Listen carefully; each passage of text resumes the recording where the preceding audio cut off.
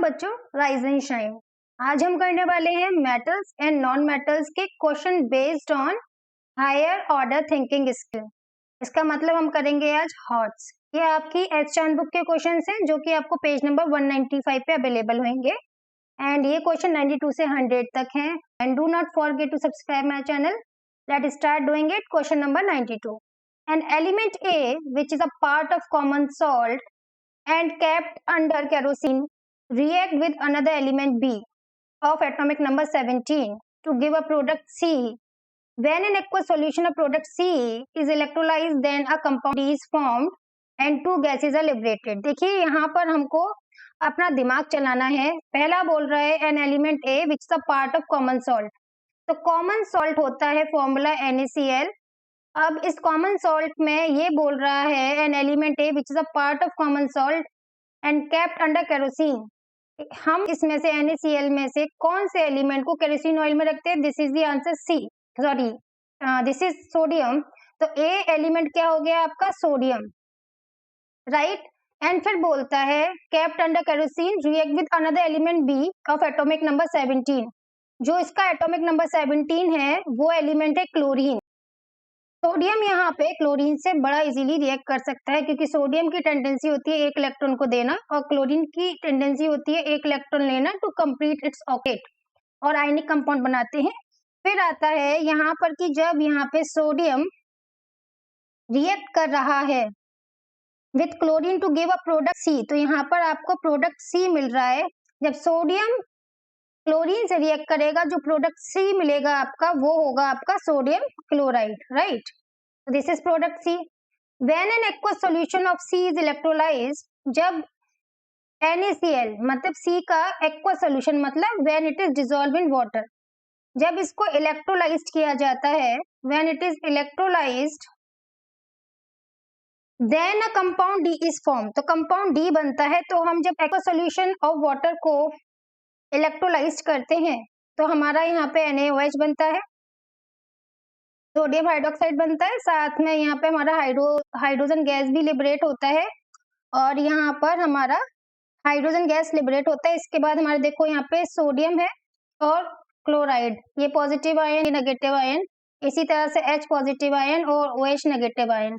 इसमें से Na positive और H पॉजिटिव में से जो कैथोड पे जाएगा वो H पॉजिटिव होगा और हाइड्रोजन गैस लिबरेट होगी। इसी तरह से कैथोड पे आपका क्लोरीन जाएगा और क्लोरीन गैस लिबरेट होगी और सोल्यूशन में NaOH बचेगा।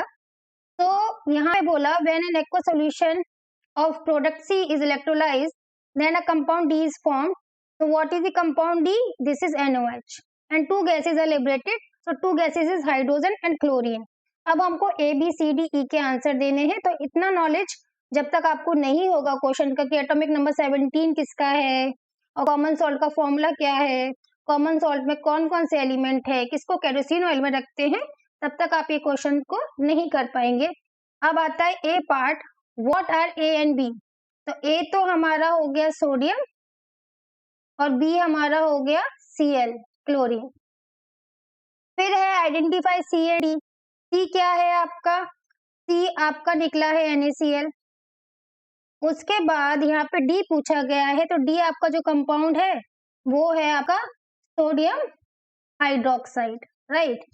तो हमने यहाँ पे B का भी आंसर दे दिया। फिर C है What will be the action of C on litmus solution? C आपका सोडियम क्लोराइड है, ये एक सॉल्ट है और सॉल्ट कैसा है? जिसका pH होता है 7, क्योंकि ये स्ट्रॉन्ग बेस और स्ट्रॉन्ग एसिड से मिलके बना हुआ है तो इसका नो इफेक्ट आएगा। तो क्या आएगा? No effect on litmus. क्या आएगा? No effect on litmus. Why? Because it is neutral, या फिर कह सकते हो आप pH इसका 7 है। फिर आता है D part, state whether element B is a solid, liquid और गैस एट रूम टेम्परेचर। इसमें भी बताना है बी आपका Cl है तो बी हमको क्लोरीन के फॉर्म में मिलता है, वो भी रूम टेम्परेचर पे, तो गैस आएगा गैस एट रूम टेम्परेचर। उसके बाद आता है write the formula for compound formed between be with an element E having atomic number 5। कोई एलिमेंट E दे रखा है, बी देखिए क्लोरीन है हमारा यहाँ पर जिसका एटॉमिक नंबर 7 होता है, आउटरमोस्ट शेल में इसके 1 इलेक्ट्रॉन होते हैं, वैलेंसी हो गए 1 और यहाँ पर ई का 5 एटॉमिक नंबर देखा है 2n, इसका इलेक्ट्रॉनिक कॉन्फ़िगरेशन हो गया, आउटरमोस्ट शेल में 3 इलेक्ट्रॉन्स हो गए, क्रॉस मल्टीप्लाई कर दीजिए तो यहाँ पर आएगा B3E टाइप का ये बनाएगा कंपाउंड। तो आप इसको ऐसे भी लिख सकते हैं EB3, right. Now question number 92 solve हो गया यहाँ पर, और होपफुली आपको समझ में आया होगा। बस थोड़ी थोड़ी सी अगर आपके पास इंफॉर्मेशन है कि किस एलिमेंट का एटॉमिक नंबर क्या है और क्या आपको केरोसिन ऑयल में कौन कौन से एलिमेंट्स रखे जाते हैं, तो ये छोटी छोटी समझ जो है केमिस्ट्री की आपके लिए हॉट्स काफी इजी कर देती है, और यहाँ पर आपको फुल मार्क्स मिल सकते हैं केमिस्ट्री में। Question number 93, a metal which exist as a liquid at room temperature, ऐसा कौन सा मेटल है जो एग्जिस्ट करता है लिक्विड में, वो भी रूम टेम्परेचर में, तो वो है मरकरी। सिंबल है Hg, is obtain by heating it sulphide और in the presence of air, तो इसका सल्फाइड और जो है वो है सिनेबार H2S, राइट। ये आपको पता होना चाहिए, इसका नाम है सिनेबार। ये छोटी छोटी सी इंफॉर्मेशन है जिसके बिना आप ये क्वेश्चन को सॉल्व नहीं कर पाएंगे। और जो सल्फाइड और है उसको ऑक्सीजन की प्रेजेंस में रोस्ट किया जाता है, तो इस प्रोसेस को बोलते हैं रोस्टिंग। रोस्टिंग का मतलब है हाई हीट तक गर्म करना उसको। और फिर यहाँ पे आपको ये H2S लिख दिया मैंने, एक्चुअली HgS है, मरकरी सल्फाइड। और फिर उसके बाद ये बन जाएगा मरकरी ऑक्साइड, और यहाँ पे सल्फर डाइऑक्साइड आपका गैस निकलेगा। ये एक्चुअली हो रहा है रोस्टिंग के प्रोसेस में। तो पहला पूछा है name the metal and right its chemical symbol, तो मेटल का नाम है मरकरी और सिंबल है Hg।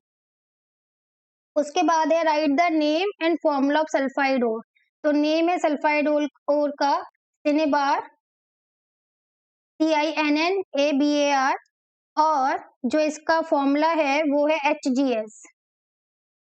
उसके बाद है give equation of chemical reaction involve in the production of metal from sulphide ore, तो मैं ऑलरेडी यहाँ पे लिख भी चुकी हूँ, मैं अगेन इसको दोबारा से लिख देती हूँ HgS जो कि सॉलिड स्टेट में है। अब इसका हम ऑक्सीडेशन कर मतलब इसको हाई हीट पे रिएक्ट करवाते हैं। ऑक्सीडेशन इसलिए बोला क्योंकि ऑक्सीजन के साथ रिएक्शन को भी हम जनरली ऑक्सीडेशन कह देते हैं। तो ये रोस्टिंग हो गई। यहाँ पे क्या मिलेगा आपको, मरकरी ऑक्साइड मिलेगा which is in the solid state. उसके बाद सल्फर डाइऑक्साइड निकलेगा गैसियस फॉर्म में। अब मैं इसको बैलेंस कर देती हूँ, यहाँ पे 2 आएगा, यहाँ पे 2 हो गया, यहाँ पे आपका 2 होगा और 3O2 आ जाएगा यहाँ पर। इसके बाद एक और स्टेप होता है कि ये जो हमारा ऑक्साइड आया है इसका रिडक्शन करवाना है, ये सॉलिड स्टेट में है, और इस रिडक्शन करवाने के लिए सिर्फ आपको हीट करवाना है। हीट करवाएंगे इसका तो यहाँ पर आ जाएगा मरकरी जो कि लिक्विड स्टेट में आएगा, और आएगा ऑक्सीजन जो कि गैसियस स्टेट में होगा। अब इसके बाद पूछा गया है name a common device in which this metal is use, तो आपको पता है कि थर्मोमीटर में हम मरकरी का यूज करते हैं because of its colour and non sticky nature. फिर आता है E, can the metal displace copper from copper sulphate solution by, क्या मरकरी अलग कर सकती है कॉपर सल्फेट सोल्यूशन में से कॉपर को, तो आंसर है no. Why, because it is less reactive than copper. आपने देखा होगा मेटल रिएक्टिविटी सीरीज में कॉपर ऊपर आता है मरकरी नीचे आता है, तो जो मरकरी का रिएक्टिविटी है कॉपर की कंपैरिजन में कम है, तो वो उसको डिस्प्लेस नहीं कर पाएगी। Now moving forward to the 94 question, ये आपको अवेलेबल होगा आपकी बुक में 196 पेज नंबर पर। तो 94 की बात करते हैं। No chemical reaction take place when granules of rusty brown solid A are mix with powder of another solid B, तो ये बोल रहे हैं कि कोई भी केमिकल रिएक्शन पार्टिसिपेट नहीं करती है जब रस्टी ब्राउन सॉलिड ए होता है। तो रस्टी ब्राउन तो आपका जनरली रस्ट बोल रहा है, तो this is going to be Fe2O3.XH2O, ये आपकी रस्ट का फॉर्मूला होता है, हम सिंपली इसको Fe2O3 भी बोल सकते हैं। उसके बाद बोलेंगे और mix with the powder of solid B, तो अगर हम सॉलिड बी पाउडर के साथ इसको मिक्स करते हैं तो कोई भी रिएक्शन हमको देखने के लिए नहीं मिलती है। However, when the mixture is heated, लेकिन जब इस मिक्सचर को हम हीट करेंगे, a reaction take place, तो रिएक्शन होती है between its component. One of the product C is a metal and settle down in the molten state. और फिर जो इसमें एक प्रोडक्ट है सी बनता है जो कि मेटल है और वो मोल्टन स्टेट में सेटल डाउन हो जाता है, while the other product D float over it, और डी जो प्रोडक्ट बनता है वो उसके ऊपर बहता रहता है। It was observe that reaction is highly exothermic, और देखा गया है कि जो रिएक्शन है वो हाईली एक्सोथर्मिक है। तो देखिए यहाँ पर जो रस्टी फ्लेकी मटेरियल है वो तो है आपका आयरन ऑक्साइड, उसको हम ऐसे लिखेंगे। और जब ये सिर्फ हम एल्युमिनियम के साथ मिलाते हैं तब तो कोई रिएक्शन नहीं होती है एल्युमिनियम पाउडर के साथ, लेकिन जब इसको हीट करते हैं तो जरूर रिएक्शन होती है। तो इसमें जो ए आने वाला है वो आपका Fe2O3 लिखेंगे आप सिर्फ। जो बी आने वाला है वो है आपका एल्युमिनियम पाउडर। क्या है? Aluminium powder. उसके बाद पूछा गया है B part, what are the product C and D. तो देखिए जब इन दोनों को हीट करेंगे, हमारा ए क्या है? हमारा Fe2O3 है, हमारा बी एल्युमिनियम पाउडर है। इन दोनों को जब हम स्ट्रांगली हीट करते हैं तो हमको यहाँ पे मिलता है आयरन मोल्टन स्टेट में, और हमको यहाँ पे क्या मिलता है? हमको यहाँ मिलता है एल्युमिनियम ऑक्साइड सॉलिड स्टेट में, और काफी ज्यादा हीट हमको यहाँ पे लिबरेट होते हुए मिलती है। इसको हम बैलेंस कर देंगे तो ये हमारा बैलेंस हो गया। अब इसमें पूछा गया है C write the chemical what are the product C and D most likely be. तो एक आपका आयरन होने वाला है और एक आपका क्या होने वाला है? एक आपका डी एल्युमिनियम ऑक्साइड होने वाला है। तो सी आपका आयरन हो गया और डी आपका एल्युमिनियम ऑक्साइड हो गया। फिर है write the chemical equation for the reaction A and B leading to the formation C and D. Mention its physical state of all the reactant product in the equation and indicate the heat change. देखिए I already mentioned everything here. तो D जो आपका part है question का वो ये है, बस यहाँ पे हमको इनकी स्टेट और बतानी है। तो सॉलिड हो गया ये, उसके बाद एल्युमिनियम भी सॉलिड है, आयरन लिक्विड है और एल्युमिनियम ऑक्साइड आपका सॉलिड है। और हीट एक्सचेंज में आपको दिख रहा है कि ये हाईली एक्सोथर्मिक रिएक्शन है। फिर इसमें पूछा ये सी पार्ट है, इसके बाद इसका डी पार्ट है what is the special name of such reaction given. तो इस तरह की रिएक्शन को जहाँ पे कि एल्युमिनियम पाउडर से रिडक्शन करवाते हैं इनको हम थर्माइट रिएक्शन कहते हैं, we call them thermite reaction. फिर पूछा गया state one use of it, आपको एक यूज बताना है। तो इसका यूज होता है it is use for welding of broken pieces of heavy iron. तो इसका यूज हम लोग जैसे रेलवे ट्रैक वगैरह है वहां की वेल्डिंग में इसको करते हैं। तो फिर आता है E part, name any two type of chemical reaction under which above reaction can be classified. आपको इस रिएक्शन को आप किस किस में दो तरह की रिएक्शन बतानी जिसमें आप इसको क्लासिफाई कर सकते हैं। एक है आपका displacement reaction, being aluminium is more reactive metal displaces the less reactive metal from its oxide compound. और दूसरा तरीके का है क्योंकि यहाँ पर क्या हो रहा है, यहाँ पे हीटिंग हो रही है काफी ज्यादा, तो इसको हम ऑक्सीडेशन रिडक्शन रिएक्शन भी कह सकते हैं क्योंकि यहाँ पे ऑक्सीडेशन भी हो रहा है और रिडक्शन भी हो रहा है। तो this is also known as oxidation reduction reaction, जिसको सिंपली हम लोग रेडॉक्स रिएक्शन के नाम से भी जानते हैं। We also knows it as the redox reaction, right. अब इस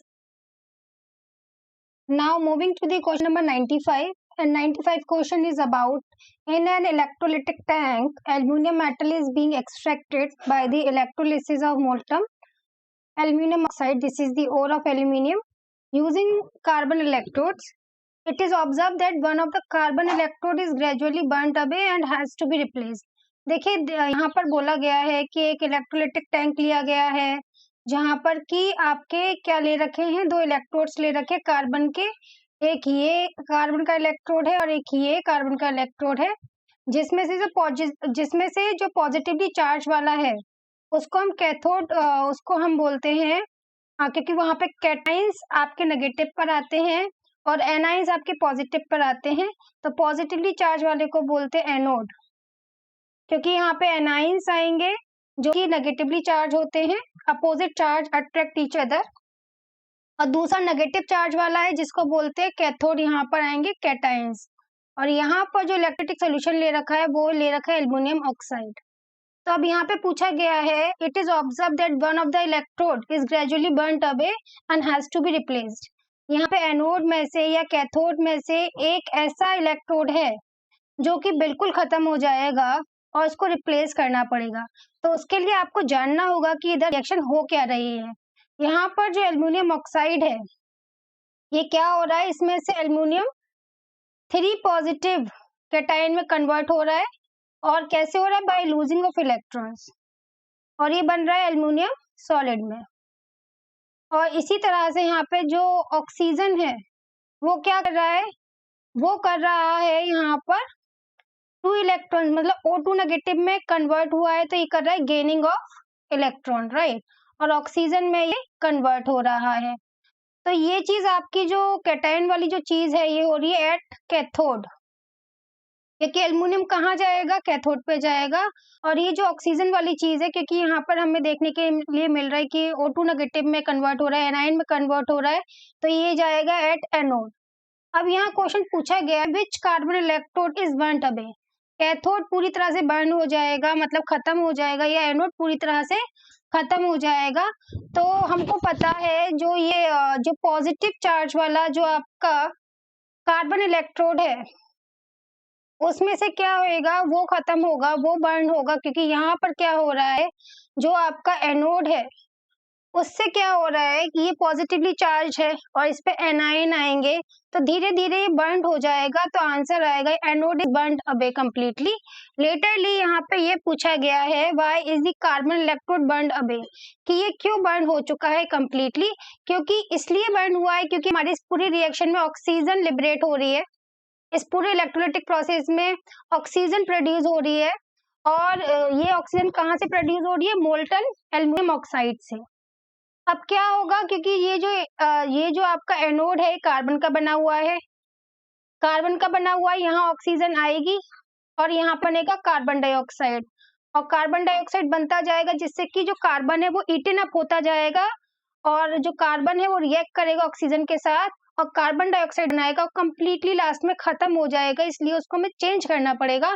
तो फर्स्ट का आंसर हो गया आपका anode, because that anode is made up of carbon and oxygen is coming to anode which is going to be carbon dioxide, hence it is burnt away.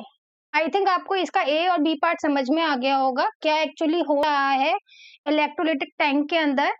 अब हम आएंगे क्वेश्चन नंबर 96 पर। अगर हम यहाँ पे क्वेश्चन नंबर 96 की बात करते हैं तो पहले हमें क्वेश्चन को ढंग से पढ़ना पड़ेगा। क्वेश्चन है आपका a metal X which is resistant to corrosion is produced by the electrolysis of molten oxide, whereas another metal by which is also resistant to corrosion is produced by the reduction of oxide with carbon. तो जो metal x है उसमें भी corrosion नहीं होता है, metal Y में भी कोरोजन नहीं होता है। मेटल एक्स का जो मोल्टन ऑक्साइड है उसको मेटल में हम चेंज करते हैं इलेक्ट्रोलिसिस के थ्रू, और जो मेटल बाय है उसका जो ऑक्साइड है उसको हम रिडक्शन के थ्रू चेंज करते हैं मेटल में, वो भी कार्बन के साथ। और भी इंफॉर्मेशन है यहाँ पे, metal x can be used in the powder form in the thermite reaction. तो आपको पता होना चाहिए कि थर्माइट रिएक्शन में हम एल्युमिनियम पाउडर का यूज करते हैं, तो जो एक्स होने वाला है वो एल्युमिनियम मेटल होने वाला है। उसके बाद बोला गया है whereas metal Y is used in making cathode of ordinary dry cell, और जो मेटल वाई है उसका यूज हम क्या करते हैं, कैथोड्स बनाने में करते हैं ऑर्डिनरी ड्राई सेल। तो ड्राई सेल का जो हम यूज करते हैं उसमें जो आपका इलेक्ट्रोड होता है वो होता है जिंक मेटल का, तो यहाँ पे जिंक आने वाला है वाई। तो अब पूछा गया है name the metal X and Y, तो एक्स आपका एल्युमिनियम आ जाएगा, आप नाम लिख सकते हैं यहाँ पे एल्यूमिनियम, और आप यहाँ पे वाई का नाम लिख सकते हैं जिंक। अब इसके बाद बी पार्ट यहाँ पे पूछा गया है which of two metal is more reactive, X and Y. आपकी एक्स मेटल ज्यादा रिएक्टिव है या वाई। अगर आप मेटल रिएक्टिविटी सीरीज में जाएंगे तो आपको पता चलेगा एल्युमिनियम इज मोर रिएक्टिव, तो X metal is more reactive than Y. आप चाहें तो यहाँ पे ये भी लिख सकते हैं aluminium is more reactive than Y, लेकिन यहाँ पे एक्स एंड वाई करके पूछा गया है तो आप लिखेंगे X is more reactive than Y. C आता है C part, name one ore metal X also write its chemical formula. आपको मेटल एक्स का एक और बताना है और उसका केमिकल फॉर्मूला भी आपने लिखना है। तो मेटल एक्स आपके एल्युमिनियम है और एल्युमिनियम के जो और का नाम है वो है बॉक्साइट, और इसका फॉर्मूला है आपका Al2O3। उसके बाद डी पार्ट आता है नेम वन और ऑफ मेटल बाय। आपको मेटल वाई का एक और का नाम बताना है। मेटल वाई आपकी जिंक है, और मेटल वाई का जो बहुत ही फेमस मतलब जिंक का जो फेमस ओर है वो है कैलामाइन, और उसका फॉर्मूला है कैलामाइन का ZnCO3। आप चाहे तो कोई दूसरा भी लिख सकते हैं, जिंक सल्फाइड भी लिख सकते हैं। Also write its chemical formula, I already wrote down the chemical formula. Now E part आता है, name one alloy of metal X and one alloy of metal Y. आपको एल्युमिनियम का एक अलॉय बताना है। अगर हम एल्युमिनियम के एक अलॉय के बारे में बात करें तो उसका नाम है ड्यूरेलियम। इसके अंदर एल्युमिनियम होता है, इसमें कॉपर होता है, इसमें मरकरी होता है, और इसमें मैग्नीज होता है। सबसे ज्यादा जो परसेंटेज होता है वो एल्युमिनियम का ही होता है, 90 से 94%। कॉपर यहाँ पे नियरली 4% डाला जाता है, और मैग्नीशियम 1% और मैग्नीज 0.5 to 1% डाला जाता है। फिर यहाँ पे बाय का भी एक अलॉय पूछा गया है। बाय है आपका जिंक, और इसका अलॉय का नाम है ब्रास। ये आपका कॉपर एंड जिंक का ब्रास है, अलॉय है, that is name is brass. अब आता है आपका क्वेश्चन नंबर 97। 97 में है, when an object made of metal A is kept in air for the considerable time। आपका कोई ऑब्जेक्ट है जो कि मेटल ए का बना हुआ है, कुछ समय तक इसको एयर में रखा गया, and it loses it shine and become almost black, और कुछ ही समय में इसकी शाइन चली गई, ब्लैक हो गया। ऐसा जनरली सिल्वर में देखा जाता है कि जब उसको कुछ वक्त के लिए हम एयर में रख देते हैं, मॉइस्ट एयर में रख देते हैं, तो उस पे एक ब्लैक कलर का लेयर आ जाता है, and it form the layer of substance B. Actually जो सिल्वर है वो एटमॉस्फेयर में प्रेजेंट हाइड्रोजन सल्फाइड गैस के साथ रिएक्ट करता है और सिल्वर सल्फाइड करके कंपाउंड बना लेता है। तो ये जो सिल्वर सल्फाइड होता है ये ब्लैक कलर का कंपाउंड हमें देखने के लिए मिला है, जो कि सिल्वर के ऊपर लेयर बना लेता है ब्लैक कलर की। फिर यहाँ पे पूछा गया है due to the formation of layer B, तो बी आपका सिल्वर सल्फाइड होगा। When an object made up of another metal C is kept in the damp air for the considerable time। अब कोई दूसरा मेटल है C जिसको अब moist में रखा गया है कुछ वक्त के लिए, it get covered with green layer. तो ऐसा कॉपर के साथ देखा जाता है कि जब कॉपर को डैम्प एयर में रखा जाता है, डैम्प एयर में कार्बन डाइऑक्साइड होता है, ऑक्सीजन होता है और वाटर होता है, इसको हम मॉइस्ट एयर के नाम से भी जानते हैं। और जब हम कॉपर के आर्टिकल्स को डैम्प एयर में छोड़ देते हैं या वो किसी वजह से डैम्प एयर के कांटेक्ट में आ जाते हैं, तो वो बेसिक कॉपर कार्बोनेट बना लेते हैं। This is known as basic copper carbonate. ये इसको हम कॉपर कार्बोनेट कहते हैं, जो कि बेसिक इन कैरेक्टर होता है, क्योंकि आप देख रहे हो यहाँ पे OH का होल्ट वाइज है, तो this is known as basic copper carbonate. तो ये रिएक्शन हमको देखने के लिए मिलती है। तो ये जो हमारा another object made up of another metal C, वो हमारा कॉपर होने वाला है, और जो ग्रीन लेयर है डी की वो होगी आपकी बेसिक कॉपर कार्बोनेट की। Metal A is the best conductor of electricity, तो सिल्वर बेस्ट कंडक्टर है इलेक्ट्रिसिटी का, whereas metal C is the best conductor of electricity. और इसी तरह से जो मेटल सी है वो नेक्स्ट बेस्ट कंडक्टर है आफ्टर सिल्वर इलेक्ट्रिसिटी का। तो what is the metal A, तो मेटल ए जैसा कि आप देख पा रहे हैं यहाँ पर हो जाएगी सिल्वर।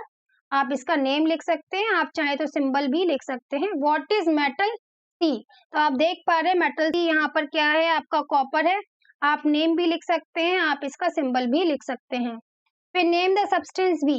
सब्सटेंस बी जैसा कि मैंने आपको बताया कि सिल्वर सल्फाइड होगा, मैंने इसका पूरा रिएक्शन भी आपको लिखकर दिखा दिया है।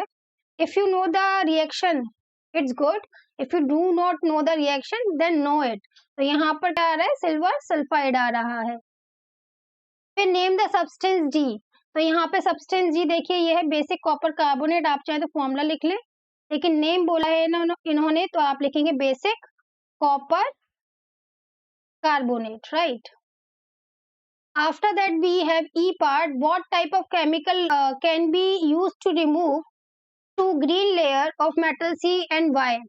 देखिए क्योंकि ये जो ग्रीन लेयर है ये बेसिक कॉपर कार्बोनेट की है, अगर आपको बेस के इफेक्ट को खत्म करना है तो उसका अपोजिट लेना पड़ेगा। तो हम यहाँ पे डाइल्यूट एसिड ले लेंगे कोई, आप चाहे तो डाइल्यूट सल्फ्यूरिक एसिड लें या डाइल्यूट आप नाइट्रिक एसिड लें। आप ले सकते हैं और रीजन है because it remove the layer of basic copper carbonate from the copper. अब इसके बाद आता है क्वेश्चन नंबर 98। 98 क्वेश्चन के लिए आपको पहले इसको ढंग से पढ़ना पड़ेगा, तभी आपको समझ में आएगा। 98 है 4 metals P, Q, R and S all obtained by the reduction of their oxide with carbon। इन चारों ही मेटल को हम ऑब्टेन कर सकते हैं रिडक्शन के थ्रू कार्बन के साथ। Metal P is used for a thin layer over a sheet of S। जो S आपका जो मेटल है उसके ऊपर P मेटल की क्या की जाती है, थिन लेयर की कोटिंग की जाती है ताकि कोरोजन ना हो। एंड मेटल जो Q है उसका यूज किया जाता है इलेक्ट्रोप्लेटिंग ऑफ टिफिन में। जो आपके टिफिन बॉक्सेस हैं उसकी इलेक्ट्रोप्लेटिंग में यूज किया जाता है। और जो S है metal S is electroplating of tiffin of metal S, whereas metal R is used in making car battery। और ये R जो है ऐसी मेटल है जो कार बैटरीज में यूज की जाती है। Metal Q and R form an alloy called shoulder. और जो मेटल Q एंड R है वो क्या करते हैं, वो एक अलॉय बनाते हैं जिसको शोल्डर कहते हैं। तो शोल्डर के अंदर जो जो हम मेटल यूज करते हैं उनका नाम है आपका टिन एंड लेड। कौन कौन सी शोल्डर के अंदर यूज होती है, टिन एंड लेड होता है। टिन का सिंबल SN होता है, लेड का PV होता है। तो अब हमें बताना है PQRS क्या है। देखिए S क्या हो सकता है, आयरन हो सकता है, उसके ऊपर जिंक की कोटिंग की जाती है ताकि कोरोजन ना हो। तो ये फैक्ट हमको पता है that in the galvanisation zinc is coated over the iron to prevent the corrosion. तो आपका S क्या होने वाला है, आयरन होने वाला है। और आपका P क्या होने वाला है, P आपका जिंक होने वाला है। उसके बाद Q एंड R पूछा गया है। तो कार बैटरीज में टिन और लेड में से कौन सा यूज होता है, कार बैटरी में लेड यूज होता है। तो आपका जो lead R is used in making car batteries, तो ये आपका लेड होने वाला है। और Q जो है इलेक्ट्रोप्लेटिंग यूज किया जाता है टिफिन बॉक्सेस के ऊपर, तो टिन का यूज किया जाता है।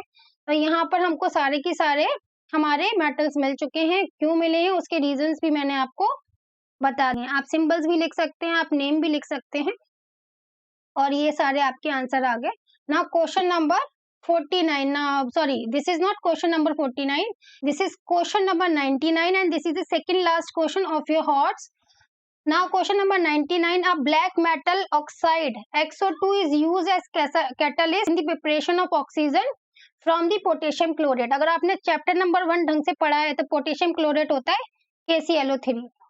जब हम इसका थर्मल डिकम्पोजिशन कराते हैं तो इसमें से हमको KCl मिलता है, पोटेशियम क्लोराइड, और ऑक्सीजन भी हमको मिलता है। ये लैब प्रिपरेशन मेथड है।